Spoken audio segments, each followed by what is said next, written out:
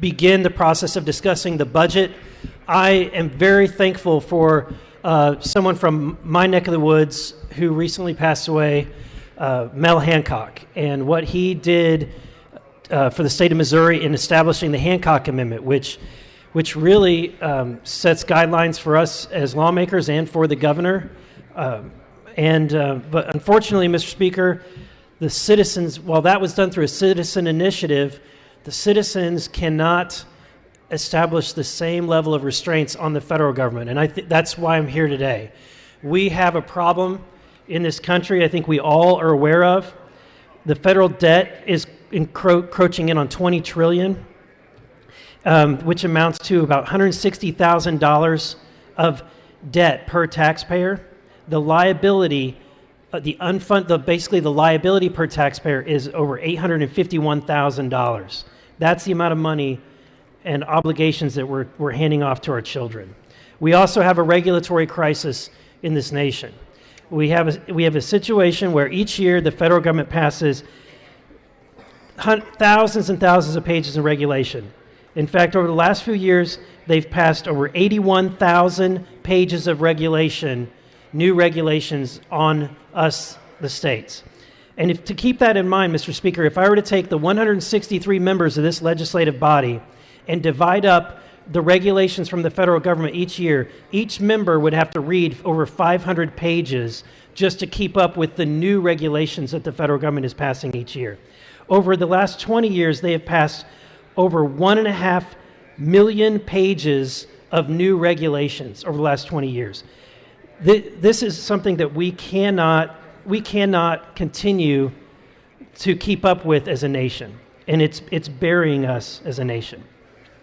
We have an attack on state sovereignty.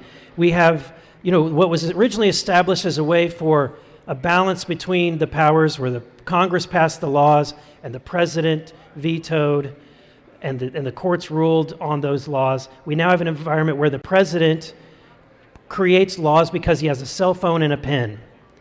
And because of that, because of the decisions that have been made in the courts, we have an attack on our individual state sovereignty.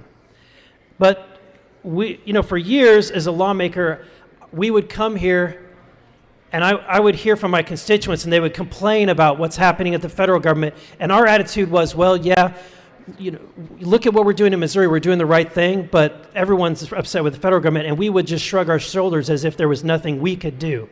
But the truth is, the more I've learned about this, is that it's not only something that we can do, but it's our obligation that was given to us by the framers. And they gave it to us in Article 5. So in the Constitution, of the 7, we have one article of the 7 that we are not using. So we're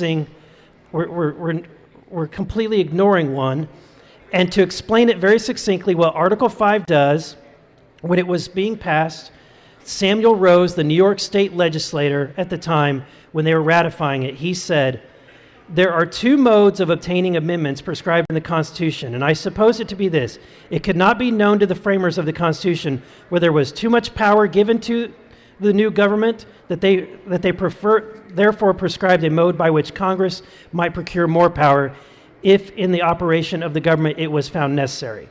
But they also prescribe for the states a mode of restraining the powers of government, if upon trial it should be found that they had given too much." So what we have in Article 5 is two ways of amending the Constitution. If the federal government decides they need more power, they can pass suggestions, and the states can pass suggestions.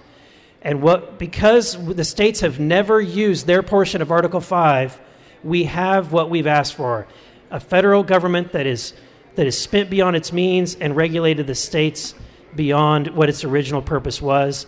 And I believe that if we're to do our responsibility as lawmakers is to restore the republic as was originally intended, then we need to pass this amendment. Thank you, Mr. Speaker.